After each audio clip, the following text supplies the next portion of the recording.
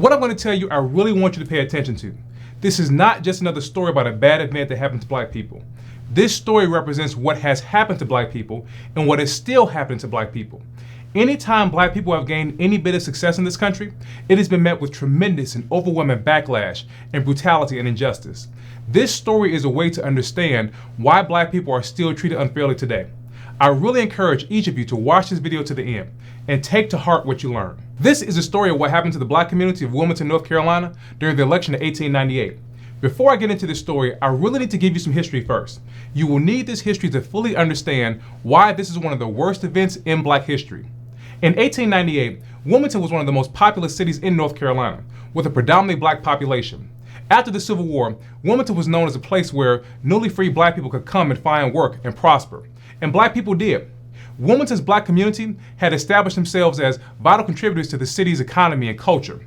Black-owned businesses flourished, with black professionals such as black doctors and black lawyers and black educators. They were all prominent in Wilmington. Another significant aspect of black life in Wilmington, North Carolina was the Daily Record, a black-owned newspaper edited by Alexander Manley. It was the only black-owned daily newspaper in the country at the time. Manley was a descendant of white Governor Charles Manley. Manley was born in 1866 near Raleigh and moved to Wilmington after attending Hampton University in Virginia for 1 year. His paper emerged as a progressive voice advocating against racism and for the improvement of black lives in Wilmington, North Carolina. Its editorials, which called for greater racial equality, often provoked the anger of many white residents in the state and in the county at the time. Wilmington was also a stronghold for the fusionist government. This was a coalition of Republicans and populists that supported black civil rights and economic progress.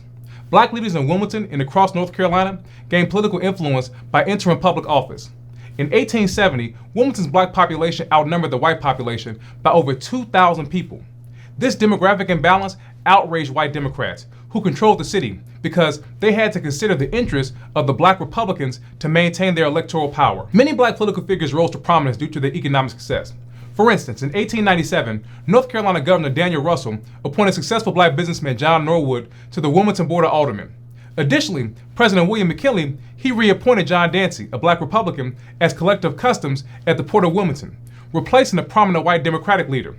Dancy earned $4,000 a year in that role. That was $1,000 more than the governor of North Carolina at the time. The coalition angered many whites who wanted to maintain white rule over black people at all costs. They viewed the fusionist victory and the rise of black political power as a direct challenge to their supremacy. This resentment festered and grew, setting the stage for a violent confrontation. Determined to restore white rule and remove the fusionist politicians from office, the Democrats devised a ruthless strategy to regain control of the state and the county. The key figures in this effort were Furnival Simmons, Charles Aycock, and Josephus Daniels. They met in March of 1898 to devise a strategy to regain control. Their plan was to exploit racial tensions and fears, particularly the fear of black domination, to unite white voters across class lines. Central to their strategy was Josephus Daniels' newspaper, the News and Observer, which played a crucial role in spreading the Democrats' white rule message. Daniels enlisted the help of cartoonist Norman Jeanette to create powerful visual propaganda that would stir fear and hatred among white voters. Norman Jeanette had studied art in New York, and he returned to North Carolina just to contribute to the Democratic campaign. Between August and November of 1898, he produced over 75 editorial cartoons for the News and Observer. His cartoons were not merely humorous or satirical. They were really potent tools for propaganda that reinforced white rule and domination themes of dehumanized black people. Jeanette's cartoons depicted black people as caricatures, and they were grotesque figures, invoking stereotypes such as the zip coon, which was a derogatory portrayal of a perennial and pretentious black man, and other images that portray black men as a savage beast or a parasitic vampire. To further their cause, the Democrats relied on the Red Shirts, a paramilitary group that acted as the militant arm of the party. The Red Shirts rolled through black neighborhoods on horseback, brandishing weapons and intimidating black voters. Their presence was a vivid reminder of the violent consequences that black people would face if they dared to vote and challenge white rule. As the 1898 election approached, the Democrats intensified their efforts. They distributed handbills and posters that demonized black citizens and vilified white fusionist politicians, accusing them of betraying the white race. One infamous piece of propaganda was the Remember the Six handbill, which targeted 6 white fusionist politicians, claiming that they had enabled black political power in Wilmington. The Democrats' campaign emphasized 2 main themes: redemption from what they considered to be Negro domination, and the need to protect white women from what they called the black beasts who violated white women. They also targeted Alexander Manley and his black newspaper. He was a frequent target of their anger, and they relentlessly went after him in the paper. One of Manley's editorials was exploited by the Democrats to incite white outrage and justify their violence. In August of 1897, Rebecca L. Fenton of Georgia, who would later become the first woman to serve in the U.S. Senate, she gave a speech supporting the lynching of black men for attracting white women. She said, even if that meant lynching 1,000 black men a week.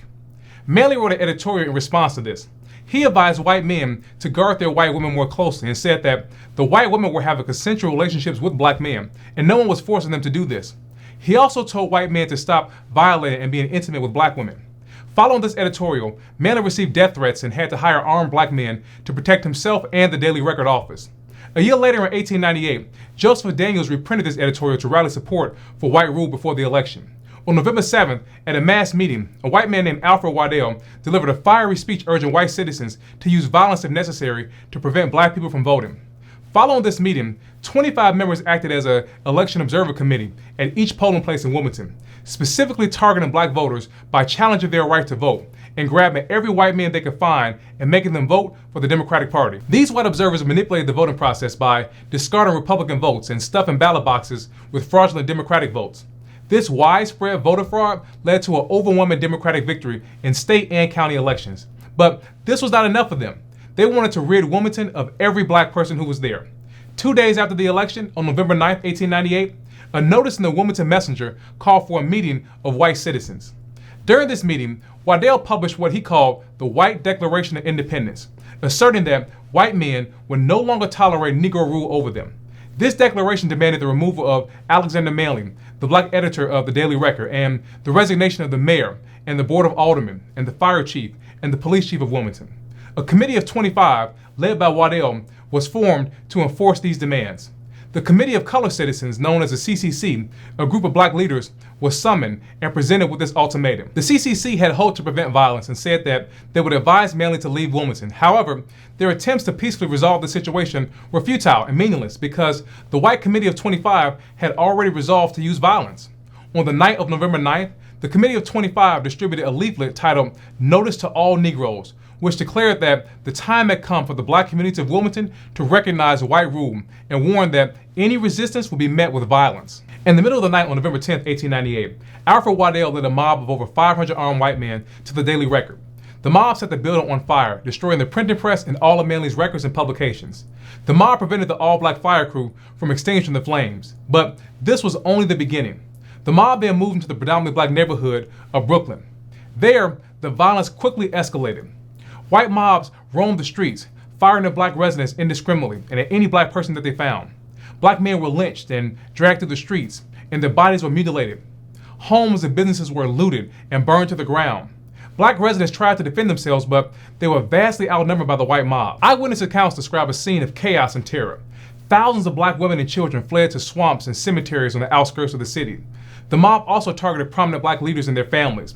The home of State Representative George Henry White, the only black member of Congress at the time, was destroyed, and his family narrowly escaped with their lives. Throughout the violence, there were numerous calls for help from the black community. Appeals were made to the state and federal government to intervene and to restore order. However, these pleas fell on deaf ears. President William McKinley, despite being informed of the situation, took no action at all to help the black community.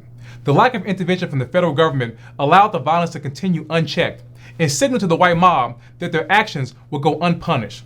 The local authorities of Wilmington were also complicit in this violence. The police force, which had been infiltrated by sympathizers of the mob, did nothing to stop the mob at all.